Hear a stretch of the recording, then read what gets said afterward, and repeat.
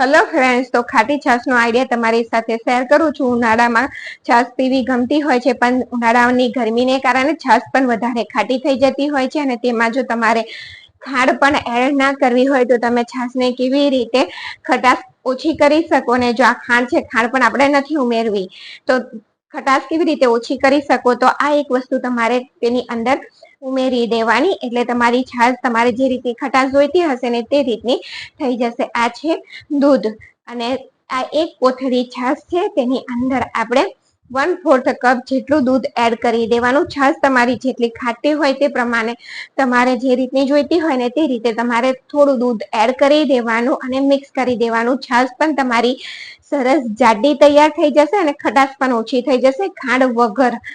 તો આ આઈડિયા કેવો લાગ્યો એ પણ જરૂર જણાવજો। ત્યાર પછી અહીંયા જો આ રીતે આપણે માર્કેટથી મગ લઈને આવતા હોય છે ને, એમ પણ મગની સિઝન કઠોળ મગ અને કઠોળ બીજા ભરવાની સિઝન ઉનાળો જ હોય છે, તો આ રીતે આપણે લાવતા હોય છે। તો મગ બધા ઘણી વાર એવું થતું હોય છે કે મહિનાના હિસાબથી લાવ્યા હોય પણ તે વપરાતા નથી હોતા, તો તેની અંદર જીવડા અને ધનેડા પડી જતા હોય છે। તો શું કરવાનું, તો અહીંયા એક પ્લેટમાં આપણે આ રીતે મગને કાઢી લેવાના। અહીંયા થોડા મગ કાઢીને તમને હું બતાવું છું।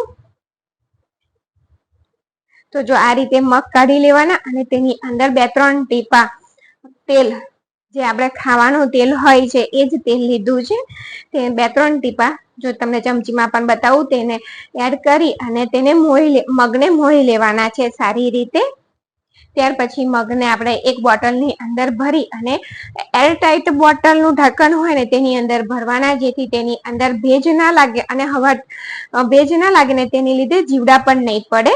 તો જો આ રીતે આપણે બરણીમાં ભરી લઈશું। ત્યાર પછીનો આઈડિયા એ છે કે આ જો શાકનું ચોપર, ઘણી વાર તેની બ્લેડ બુઠ્ઠી થઈ જતી હોય છે, એટલે કે સરખી રીતે તે ચોપ નથી કરી શકતી શાક।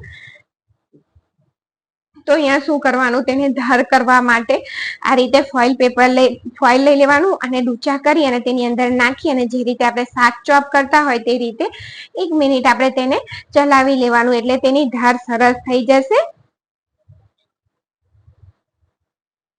તો અહીંયા જો 1 મિનિટ આ રીતે આપણે ચલાવી લઈશું અને 1 મિનિટ પછી તમને તેની ધાર પણ બતાવી દઉં। જો 1 મિનિટ થઈ ગઈ છે અને અહીંયા જે ફોઇલ છે તે પણ ઘસાઈને આ રીતે ડૂચો થઈ ગયો છે, બ્લેડની સાથે ઘસાય અને આ રીતે થઈ ગયો છે। જો અને બ્લેડ પણ તમને બતાવું, પહેલા કેવી ધાર હતી અને અત્યારે કેવી થઈ ગઈ છે,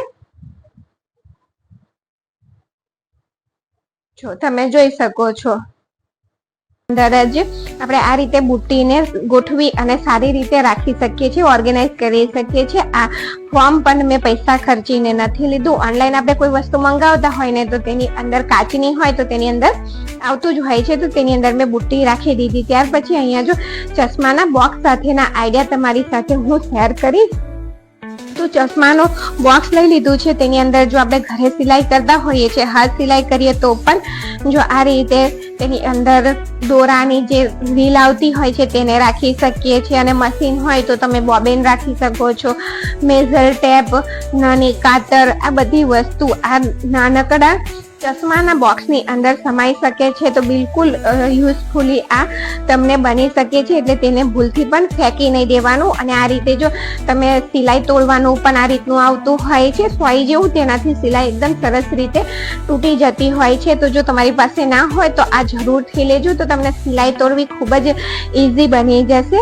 ત્યાર પછી ત્રીજો આઈડિયા એ છે કે ચશ્માના બોક્સનો છે, તો તેની અંદર આપણે દીકરીઓ હોય આપણા ઘરમાં તો આ રીતના બ્રેસલેટો બધા બહુ હોય છે, તો તેને પણ આપણે આ રીતે આ ચશ્માના બોક્સની અંદર જ ઓર્ગેનાઇઝ કરીને રાખી શકીએ છીએ, જેથી તે જ્યાં ત્યાં વિખરાય નહીં અને જ્યારે આપણે જોઈએ ને ત્યારે મળી પણ જાય અને તેની શાઇનિંગ પણ તેવી ને તેવી રહે છે। ત્યાર પછી તમે એ ચશ્માના બોક્સનો ઉપયોગ આ રીતે પણ કરી શકો છો કે ક્યાંક આપણે બહાર જવાનું હોય તો નાનું મેકઅપ કિટ બનાવીને પણ તેની અંદર લઈ જઈ શકો છો। લિપસ્ટિક છે, મેકઅપ છે, તેનું મેકઅપનું બ્રશ, પેન્સિલ, આ બધી વસ્તુ તેની અંદર રાખી અને લઈ જઈ શકો છો, જેથી આપણે ઘડી છૂટું રાખીએ તો તેને શોધવું પડતું હોય છે, તો તે શોધવાનું ના થાય એટલા માટે જો તમે આ રીતે તેનો ઉપયોગ કરી શકો છો। ત્યાર પછી જો અહીંયા મેં આ એક ફોર્મ લીધું છે, જે તમને આગળ મેં બતાવ્યું ને તે જ ફોર્મ છે, અહીંયા બીજું છે। આ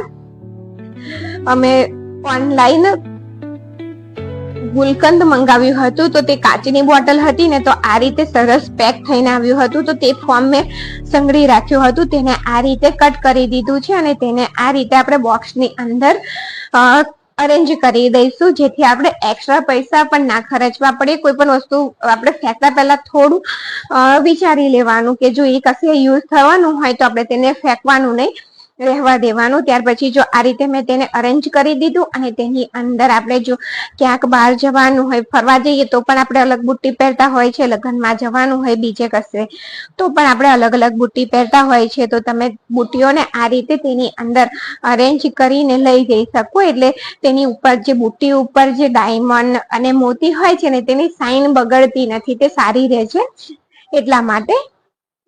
તો જો આપણે આ રીતે તેને ગોઠવી દેવાની બુટ્ટીને. અને તમને આજના આ ચશ્માના બોક્સના આઈડિયા કેવા લાગે છે એ મને જરૂરથી કમેન્ટમાં જણાવજો. તો જો બધી બુટ્ટીને આપણે આ રીતે, જે બુટ્ટી આપણે પહેરવાની હોય તે લઈ જવાની હોય તેને આ રીતે અરેન્જ કરી દેવાની, જેથી બુટ્ટીની શાઇનિંગ પણ એકદમ સરસ રીતે સચવાઈને રહે છે. ત્યાર પછીનો આઈડિયા એ છે કે જો તમે ઘરમાં હોય કે પછી તમારે બહાર જવાનું હોય તો પણ તમે તેની અંદર આ રીતે દવા અને ટ્યુબને પણ તેને રાખી શકો છો. અહીંયા જો આ સોબ્રોમાઇસિલ કે વાગે ને આપણે લગાવવું હોય તો તે ટ્યુબને પણ આપણે ઘરે પણ આ રીતે તેને અરેન્જ કરીને રાખી શકીએ છીએ, જેથી આપણે તેને શોધવું ના પડે. ત્યાર પછીનો આઈડિયા એ છે કે જો આ રીતે કશે તમારે જવાનું હોય અને સેટ અલગ અલગ સેટ આપણે લઈ જતા હોઈએ છીએ તો તે શું થતું હોય છે, એક કોથળીમાં આપણે રાખીએ ને તો તે ગૂંચવાઈ જતું હોય છે. તો આપણે તેની માટે એક નેપકિન લઈ લેવાનું, તેની ઉપર આ રીતે માળા અને સેટને રાખી દેવાના. ત્યાર પછી અહીંયા એક સેફ્ટી પિન લઈ લેવાની, સેટની અંદર પહેરવી અને સેફ્ટી પિનને નેપકિનની અંદર લગાવી દેવાની. જો આ રીતે, જેથી શું થશે કે તમારા સેટ વિખરાશે નહીં, એકબીજા સાથે ગૂંચવાશે નહીં, સારી રીતે તમે તેને લઈ જઈ શકશો.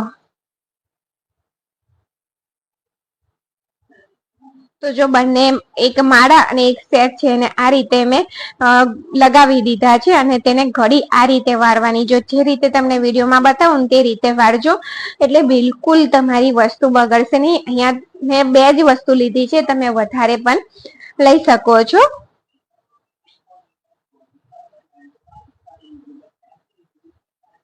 અને આ રીતે આપણે ફરીથી વાળી દેવાનું ને વાળી અને અહીંયા આપણે રબર લગાવી દઈશું, જેથી તે વિખરાશે નહીં અને એકદમ સરસ રીતે રહેશે. અને વિડીયો તમે જોયો તે બદલ તમારો ખૂબ ખૂબ આભાર. અને તેની ઉપર જો આ રીતે આપણે વાળી અને રબર લગાવી દેવાનું. અને અહીંયા ફરીથી તમને ખોલીને પણ હું બતાવી દઈશ કે સેટ એ એક માળા અને સેટ એકબીજાની સાથે મિક્સ નથી થતા. નહીતર જો બંને વસ્તુ મિક્સ થઈ જાય, ગૂંચવાઈ જાય અને ખોલવા જઈએ તો ઘણી વાર તે તૂટી પણ જતું હોય છે. તો જો અહીંયા તમે જોઈ શકો છો કે બંને વસ્તુ અલગ જ રહી છે, એકબીજા સાથે ભેગી નથી થઈ.